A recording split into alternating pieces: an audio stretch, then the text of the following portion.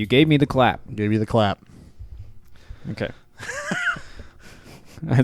I've dodged those bullets a couple times. We probably shouldn't start off talking about the STDs you haven't got. That I've almost gotten. It'd be a shorter list to say the ones you don't have, right? Yeah.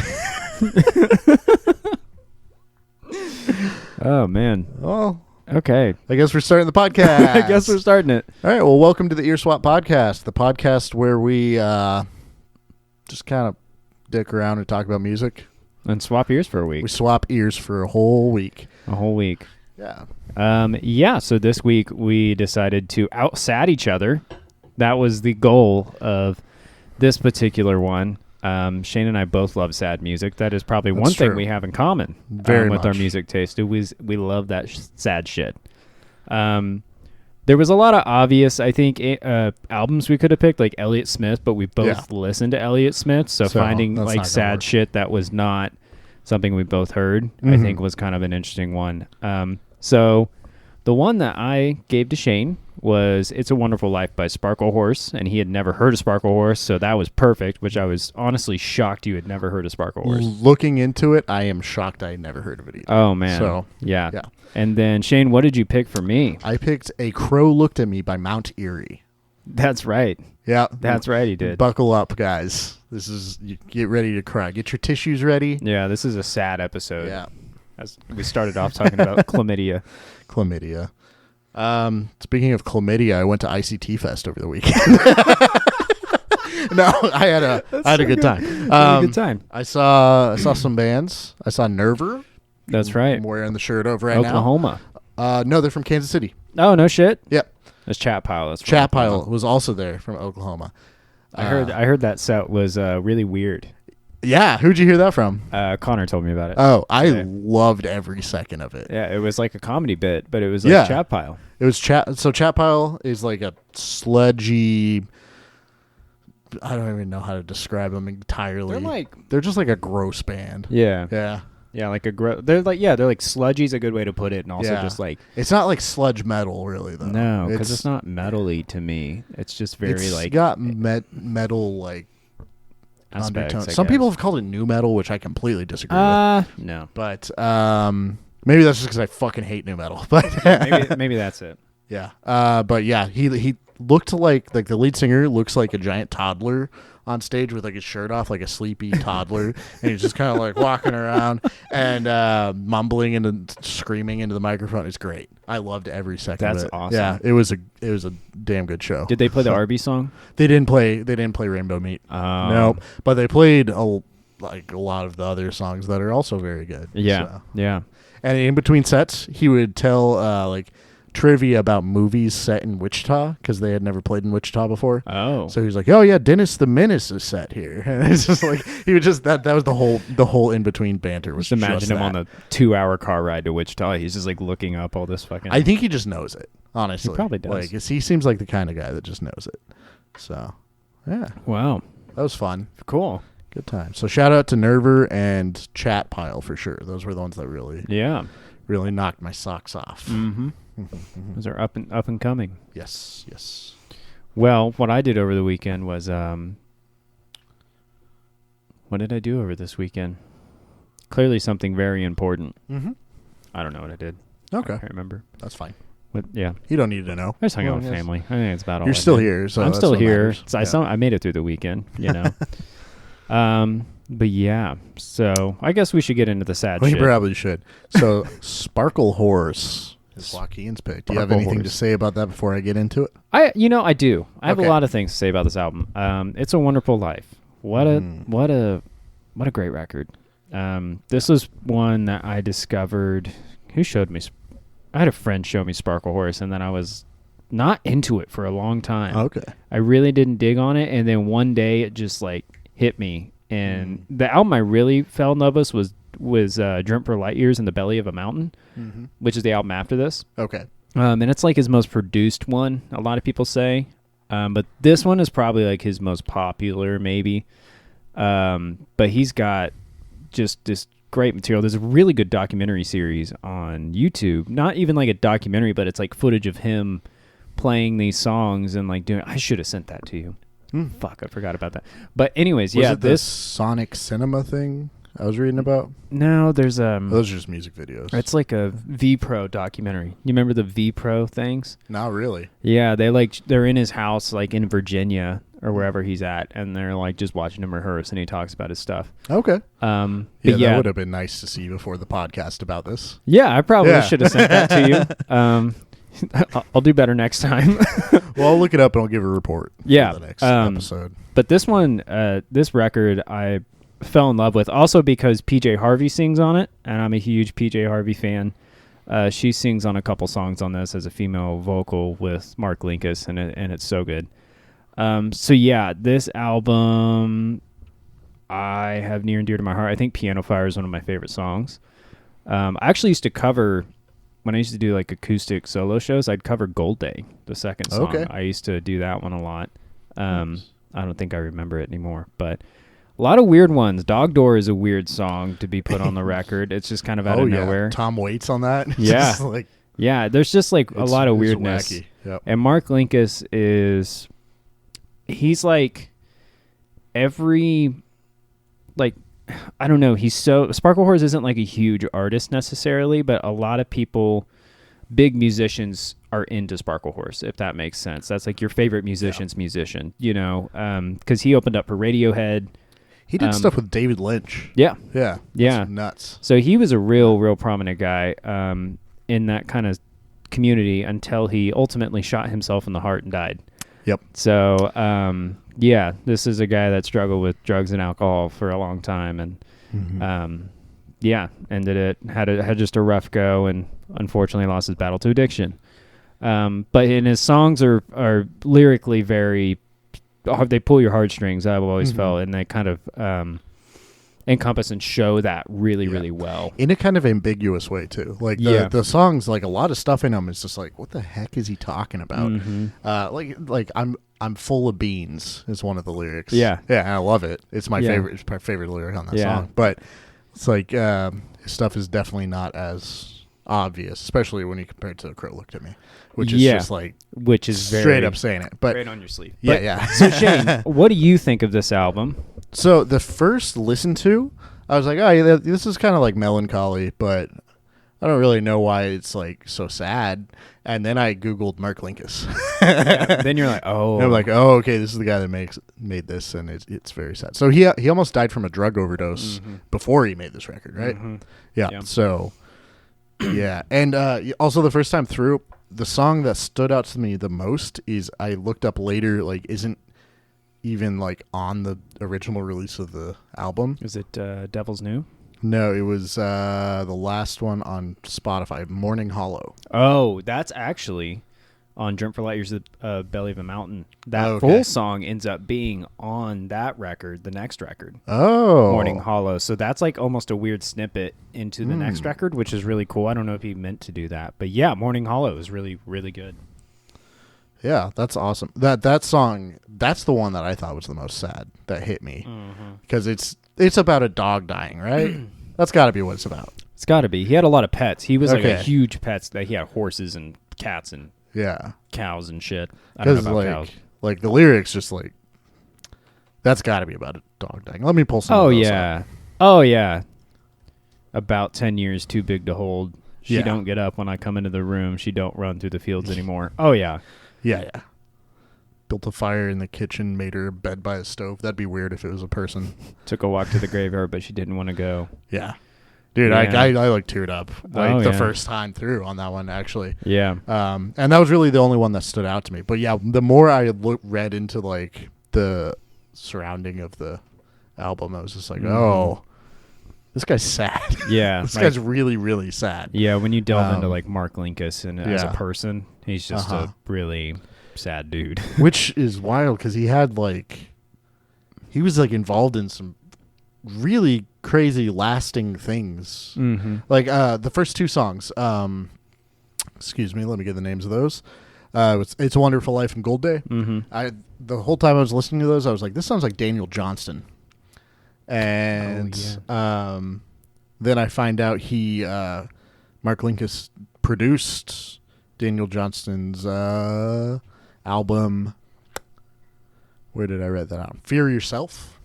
Oh, One okay. of them. Not one I've listened to very much, but Yeah. yeah. So he worked with him. Yeah. And the sound is very similar on those. I'd say. Mm-hmm. Yeah, because he would play and record everything for the most part. At least on the first couple records, he would do that, and then he'd have live bands and guest vocals or whatever. Obviously, Tom Waits is on this one. PJ Harvey is notable, but he plays a lot. Like if you look at the personnel and you see Mark Linkus, he's got like a massive list, and it's also got like backwards high pitched voice. Mark Linkus, track 8. You know what I mean? It's like they really went down wire recorder. Okay, Okay. I don't even know. I have no idea what a wire recorder is. Yeah. Casio keyboard. Good job, John Parrish. He played the Casio keyboard on It's a Wonderful Life.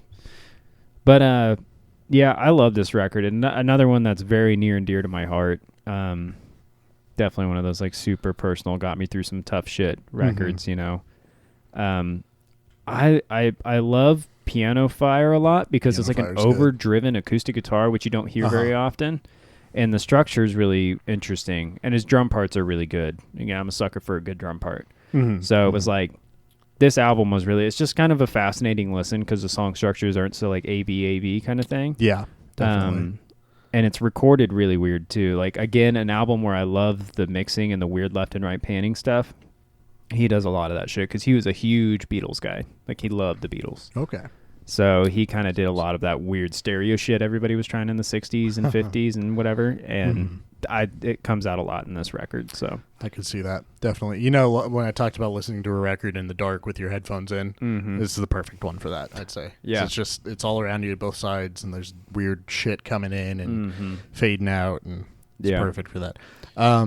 It really struck me how just vastly different a lot of these songs are. For being like sad, mostly acoustic songs, like there's a lot of different...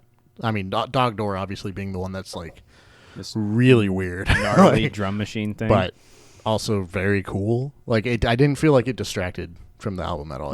Which is it just weird. like flowed right through. Yeah. And then when it gets to like More Yellow Birds and stuff, it's almost like just like some shoegazy elements in there, and like, yeah, it was just.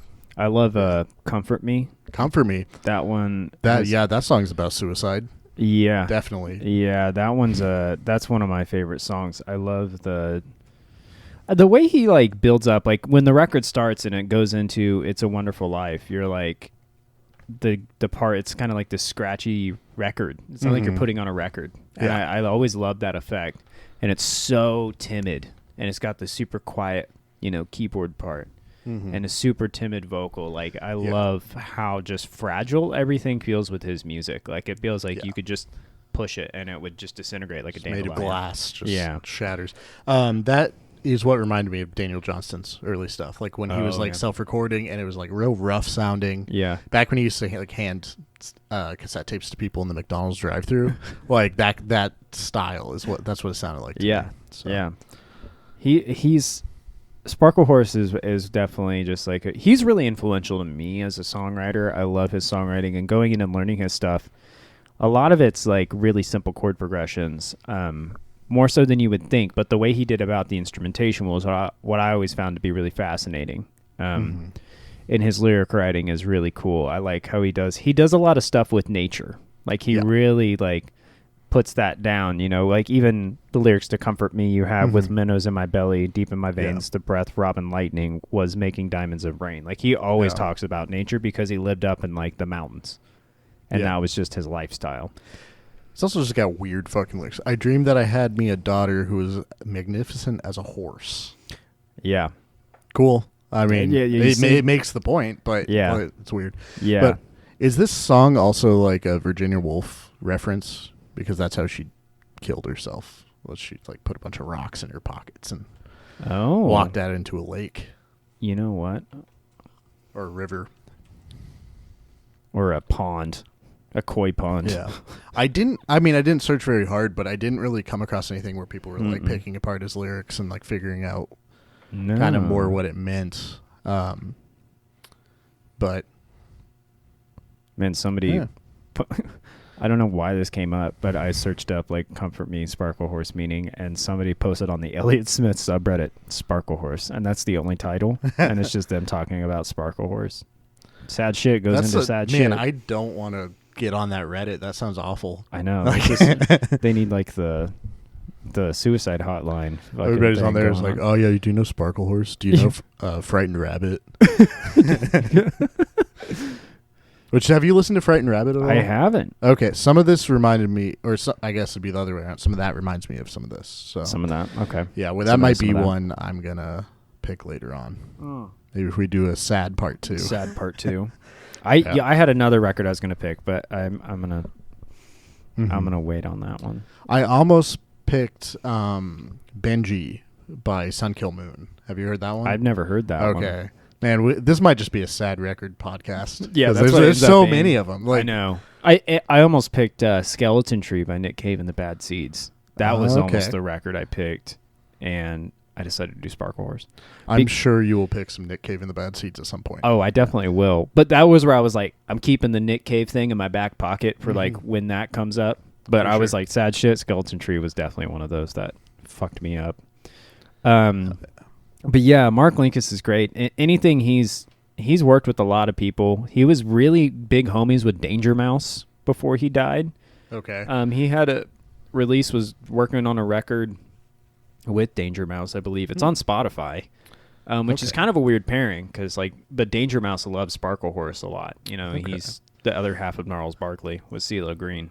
Okay. Yeah. Yeah, I don't really know much about Danger Mouse. Mm-hmm. He's mainly a producer now. I don't know if he makes like a ton of records anymore. At least I don't listen to him. He did the Chili Peppers record, The Getaway. He's the only like other producer besides Rick Rubin to produce a Chili Peppers record since since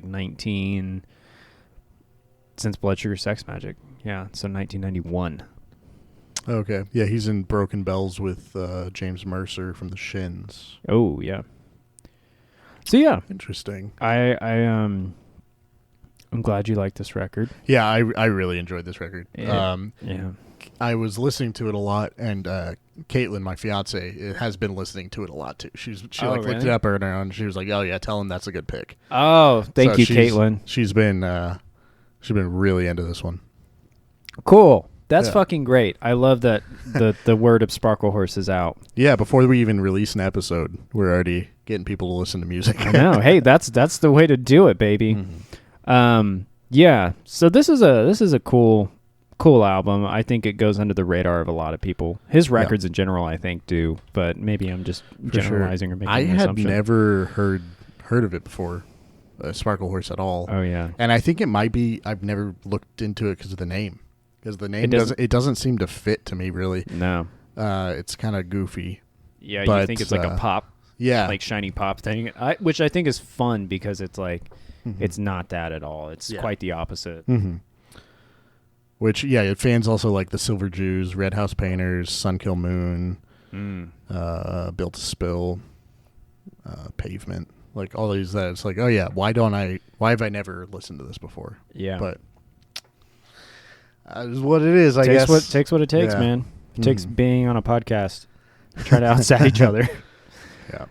Well, do you have any other thoughts on that? What would you rank it? I would rank it 5 teardrops. 5 teardrops? Mm-hmm. What's the top amount of teardrops? 5? Sure. Is that a 5 out of 5? Yeah, I'll give it a 5 out of 5 teardrops. 5 For out of 5 sadness, teardrops. maybe 4.5. Because at first, like I said, I was like, this isn't that sad. Yeah. It's very, very metaphor. Yeah. Like I said, very melancholy, but that's like most of what I listen to. So right, you're immune. Yeah. Most all that emo. I'm so sad it doesn't even affect me.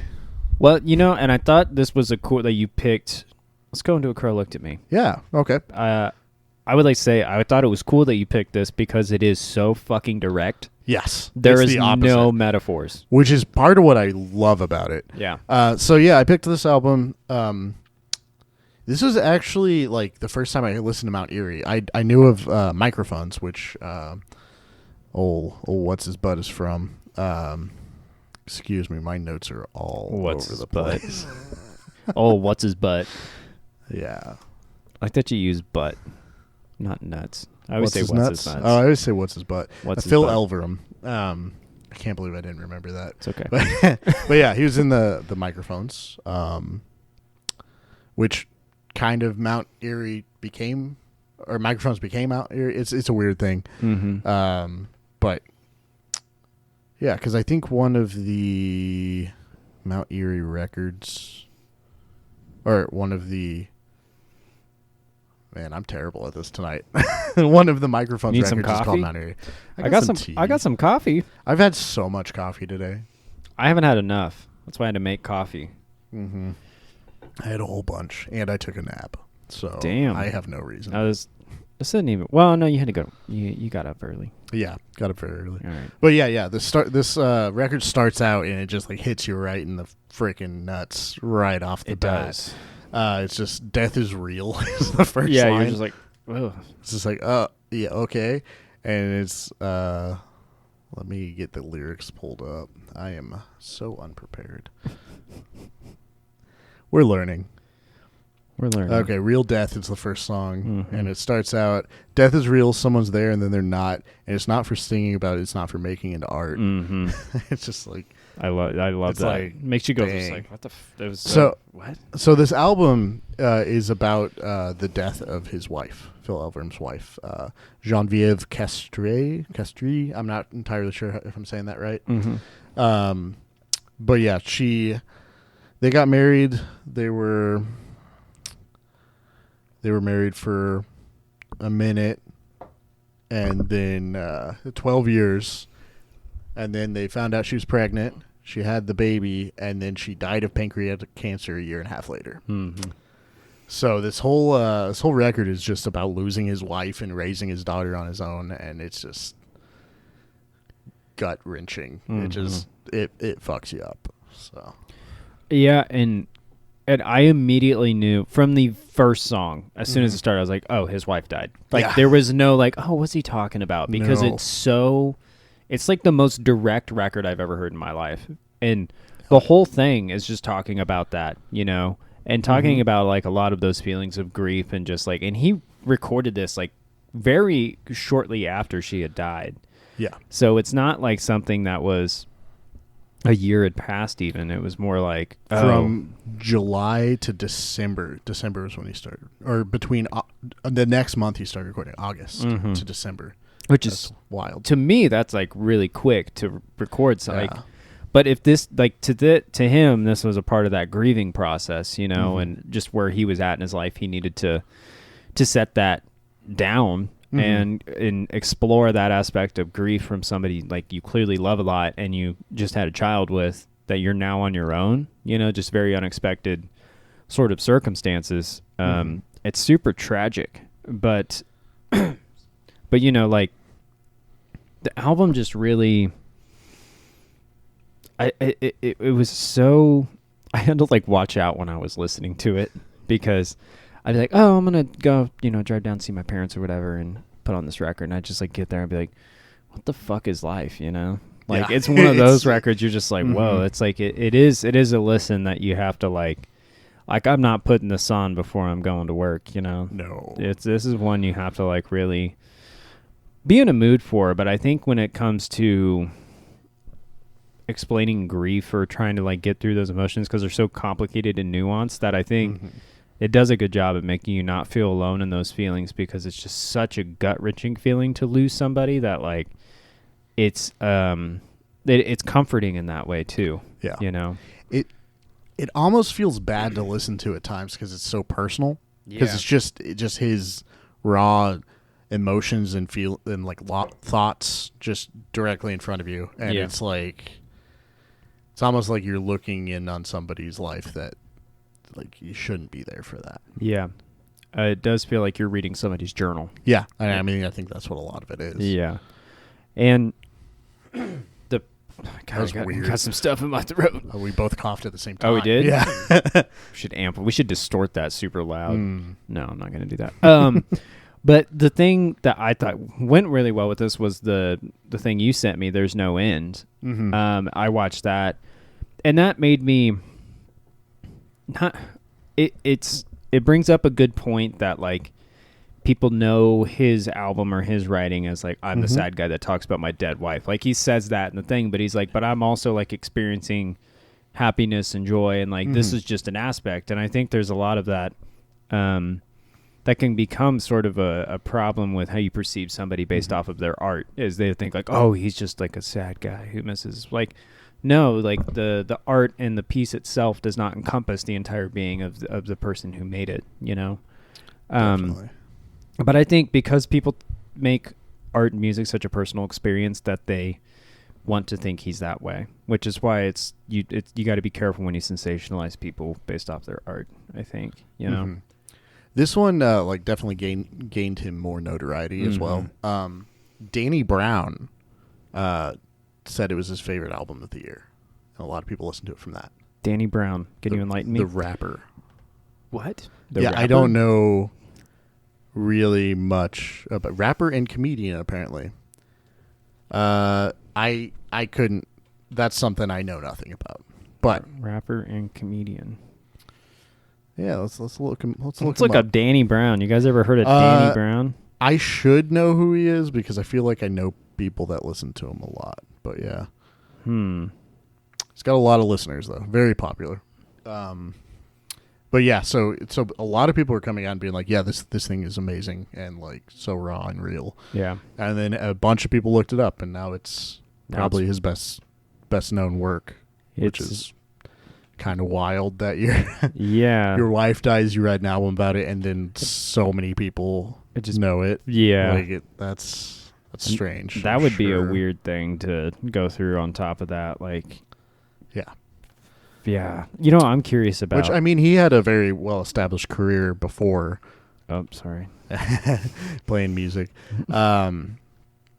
It's not like nobody knew who Phil Elverum was, except, I mean, I couldn't remember his name for some reason at the beginning of this. Because he's been playing music for a very long time. Yeah. But afterwards, he ended up marrying Michelle Williams. Yeah, Michelle Williams, the actress. I wonder how that happened. I'm not sure. I could have looked into it, but I didn't. I don't really follow celebrity relationships. Not my thing. But it was interesting. They divorced too, like the next year. So it obviously didn't fully work. Wow, but married 2018, divorced 2019. Yeah. Now she's married again. Dang. She was married to Heath Ledger. Ooh. 2004 to 2007. She wasn't married. She was in a relationship with him. Partner. Yes. She's got 2 children. What is she in? Oh, she's in lots of stuff. She was in Shutter Island. Oh, Blue Valentine. Have you seen Blue Valentine? I haven't seen Blue Valentine. That Valentine. is a sad movie. That's her and Ryan Gosling. I've heard of Blue Valentine for sure. Grizzly Bear did the score for that. Oh, okay. It's a very good movie. It is one that made me feel like shit the few times I've watched it. Yep. So yeah, very sad movie, very sad album. Yeah. Well, man, you know, I think we had good sad picks on this one. I think we did. What was your favorite song on this one? If you can have a favorite. I liked When I Take Out the Garbage at Night. I like that one. And I liked Seaweed.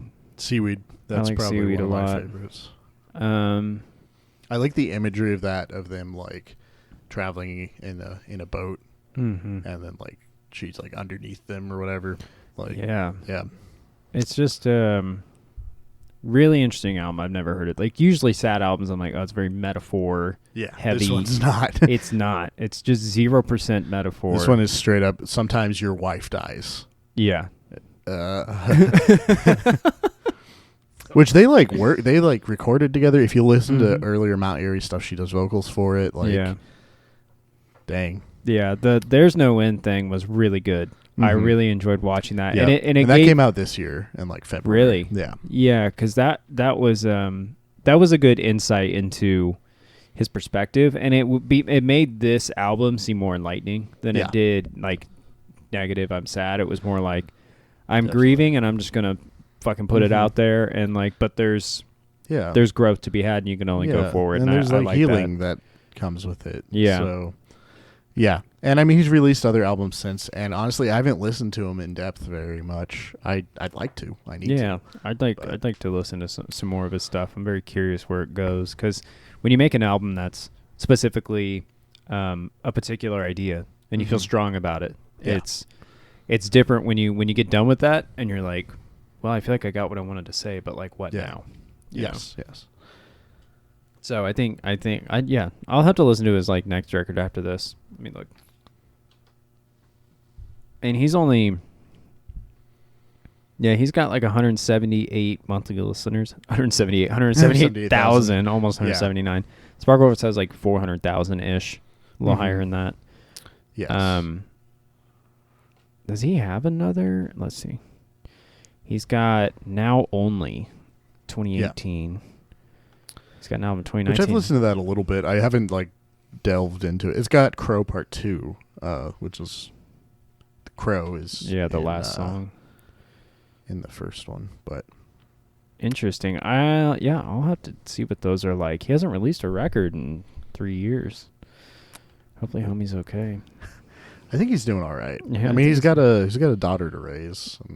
I guess that's a priority, isn't it? Busy. So It's also like I should have counted this up, but how many albums has he released in total? Because one. Are we counting live albums?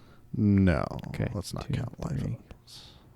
4, 5, 6, 7. Oh my gosh! But I found it on Wikipedia. Is that what you're looking on his? No, I'm page? on Spotify and I'm just counting 10. I literally have the fucking Wikipedia page pulled up and I'm sitting here counting. Let me go through the microphones. He's got 1, 2, 3, 4, 5 microphones albums. Mount Eerie. I don't think any of these are live. So that's 1, 2, 3, 4, 5, 6, 7, 8, 9, 10 of those. So 15. And then he was in something called D+. I don't know what D+ is at all. And there's another 2, 3, 4, 5, 6, 7, 8 of those. Gosh. He's got 3 under just his name and some other projects. There's like other things on there too. That's nuts. Going back to 97, 96 is the earliest one. Wow. Okay, so he's put in his part. Yeah. He's done his dues. Yeah, take a break, Phil. Oh, there's a Microphones album called Mount Eerie. Yes. And he went with Mount Eerie. So it kind of transformed into that. So interesting. Oh, it says he plays the Alpenhorn. And Alpenhorn? Wow. Yeah, that's in the Ricola commercials. Oh yeah. The thing. Yeah, apparently he plays one of those too. Wow, good for him. Yeah. Wow. Things you learn on Wikipedia. This could just be the Read Off Wikipedia podcast. Yeah, let's just call it that. You remember in school when they wouldn't let you like use Wikipedia as a source because you had to like source everything? I would just go on Wikipedia and then click the sources that they used and use those. Yeah, that's like it was dumb. The smart kids did that. That's how we got the A's. We just fucked with the system. Wow. Well, I'm sad. I'm sad. I think though we both picked albums that are sad, but are just like at the end of the day, you're like, oh, this is kind of uplifting. Like I feel like even the Sparklehorse album at times is like, yeah, definitely. He has good interviews and he has good I don't know, good stories. He sometimes had a good outlook on life, but he just kind of was overcome with bad emotions. I mean, reading about his suicide is rough. Yeah, because he's like living with some dudes. He's like gonna get divorced. Yeah, he was in the process of divorce, and he shot himself in the heart with a rifle. Mm-hmm. Like that can't be easy. Like he just walked out of the house with it and like. Yeah, and in like an alleyway. He got a text and he just told his friends like it's not good, and then got up, left with the rifle, and he had drank a bunch of whiskey or something and killed himself in an alleyway or something like that. And I think it was in Knoxville, Tennessee, if I remember right. That sounds right. Yeah. He is a sad dude. Again, he's like on the Elliott Smith thing where he just stabbed himself in the heart. Unless you believe the conspiracy theory behind I mean, that. that one is kind of weird, but that dude was also very sad. Oh, so much. Elliott Smith was so sad. Great, Damn. great songwriter though. So here's the thing I was talking about with Caitlin when we were talking about this album. Is do you think artists commit suicide more often, or do you think we only care about artists when they, like your plumber hangs himself? Does anybody care? Right. I think I heard Chris Cornell say this in a really good interview about like artists typically, being encouraged to and romanticize about their intake of drugs and alcohol and mental health issues, and how that's like a thing that's encouraged, and people only care about somebody when they're looked up to from their art. But he said it was a good viewpoint where he was like, yeah, like when you go to say like a meeting room where you're talking with other people with addiction issues, it's not just there. You can go to a meeting room with 100 people. 2 of them are musicians, but the other one's the mechanic, the banker, the doctor, the lawyer, like everybody. So it's instilled more in that. But I think it is one of those things that you hear more about it because there's in America in general, there's a massive struggle with addiction issues, and there's people committing suicide a lot, as of late. And for a while, I think artists do get more notoriety. Doesn't seem like the right word, but I think it's just more publicized, and because they made this art, and then people go back and look at lyrics and like, oh yeah, it was on the writings on the wall or whatever. But I think you make what you want to hear. But I don't know. Artists are in a tough place, and you have to find a boundary within yourself to like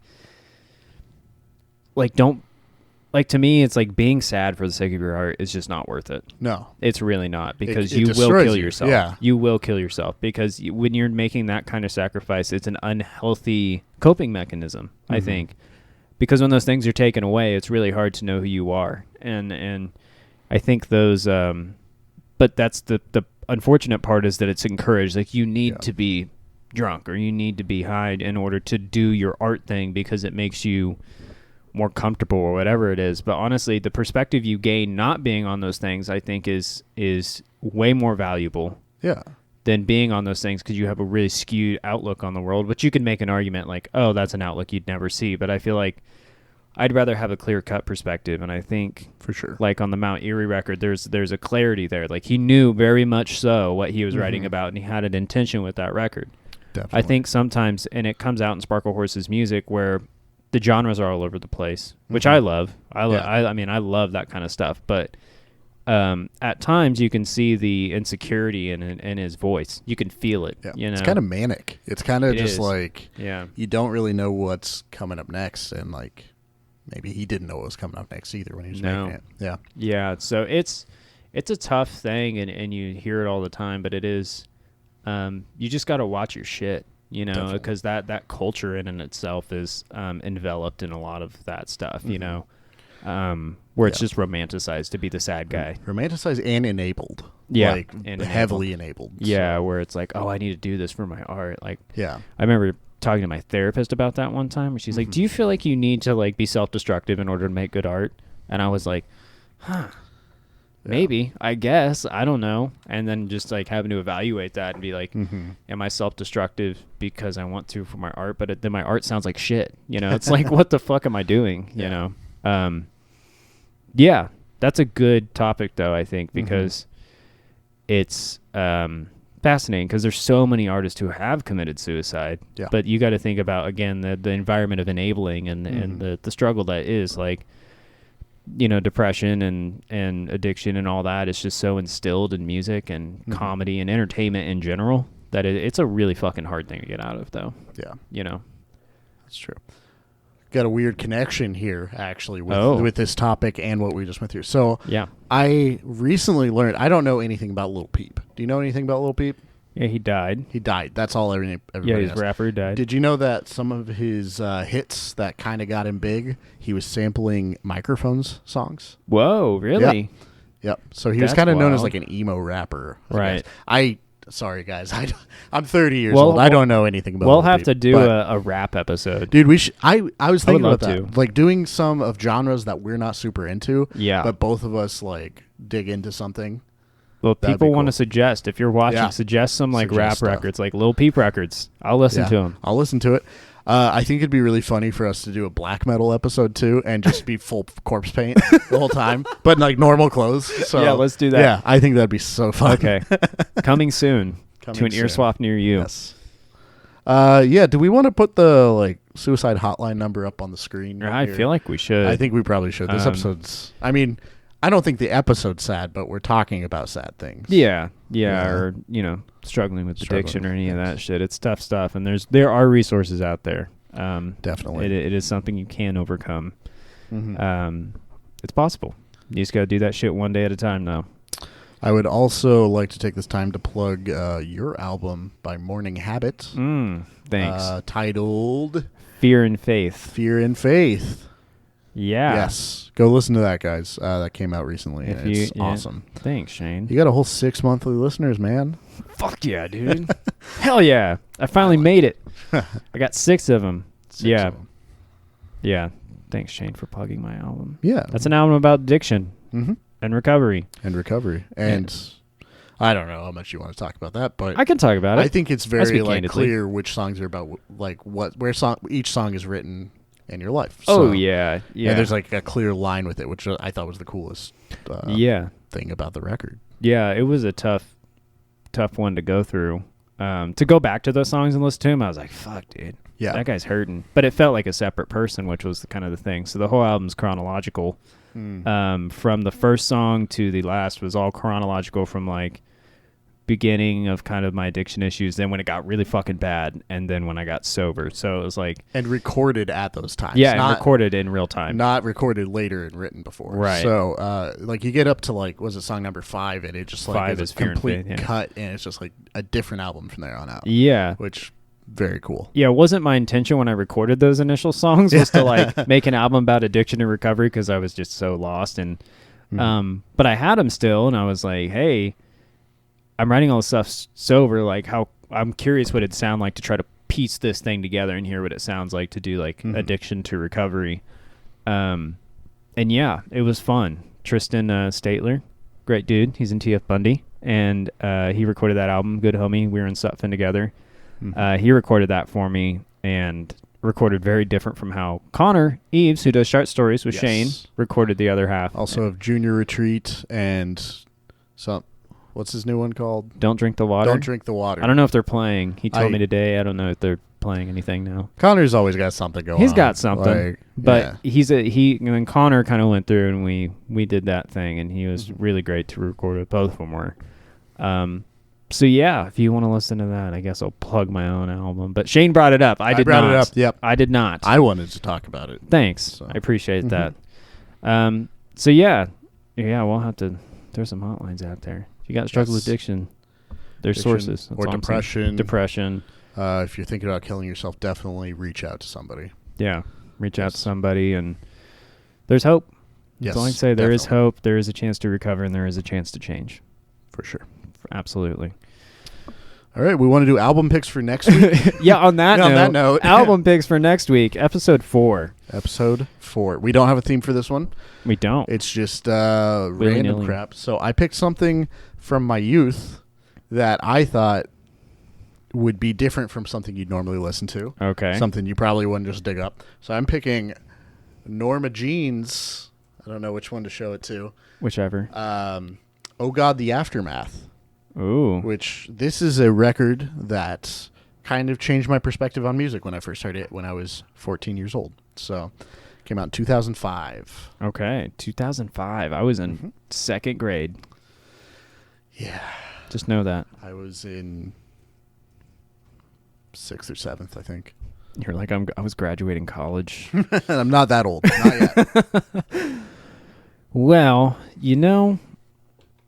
here's something I'm going to recommend you Okay. that I'm sure you saw coming Oh, for God. a long time. I'm already typing it in. Actually, I think I have the record down there, but I'm going to recommend you Prince Purple Rain. Oh. I'm going to Prince recommend you Purple that Rain. album. And that is going to be something off the cuff from everything else. It's down there I'm somewhere. not going to dig through that. We can edit it on screen. But it's there. I think people know what the cover for that looks People like. People know Purple Rain very well. Mhm. I'm a huge. Chayne knows I am a fucking massive Prince fan. He's a Prince boy. He is one of my favorite artists of all time, hands down. And Purple Rain, although like his most popular record, it is literally his most popular record for a reason. Okay. I think. I've never listened to it. I've heard songs off of it, but I've never listened to it. So. Oh, you're gonna be. Oh, I'm so excited for. Sorry, I'm not gonna hype it up for you, man. But I think it's the next episode. We got Norma Jean. Oh God, the aftermath. This is the weirdest. This is a weird one. Fucking combination I've ever seen. And Prince, Purple Rain for Chayne. Purple Rain for Chayne. Wow, this is gonna be a hoot. This is gonna be a weird one. I'm excited. All right. All right. Well, thanks for listening, everybody. I hope video worked out this time. So. Yeah. Oh, yeah. There's going to be if you've watched episode 1 and 2, there's going to be a disclaimer there that my camera fucking died, and that didn't die. It just has 12 minutes. We just didn't know what we were doing. Yeah. Exactly. So this one, full shot. Do we still not know what we're doing? Yeah, we don't even know if this footage is work. We haven't checked. You kind of we're new. We're new. We're figuring out. It's only the 3rd episode, but thanks everybody for watching. Yes. And thank you for being sad with us on this Let's be less episode. sad on the next episode, okay? Yeah. Purple Rain's very not. I mean, it's kind of sad sometimes, but this has some sad themes, I guess, in it. Yeah. But it won't be intentionally. same. Let's fucking make each other sad, dude. So if you're listening a lot at home, this is going to be a jarring episode with these two albums. Yeah. So good luck. Good luck. And we'll catch you later. We'll catch you later. Remember, swap your ears, Yep. everybody. I don't know. We'll come up with some kind of catchphrase. I like swap your ears. Swap your ears. Swap your ears with your friends. Listen to their music. Swap your rears. Swap your rears. Yeah. I got nothing. All right. We'll see you guys next week. Goodbye. Bye.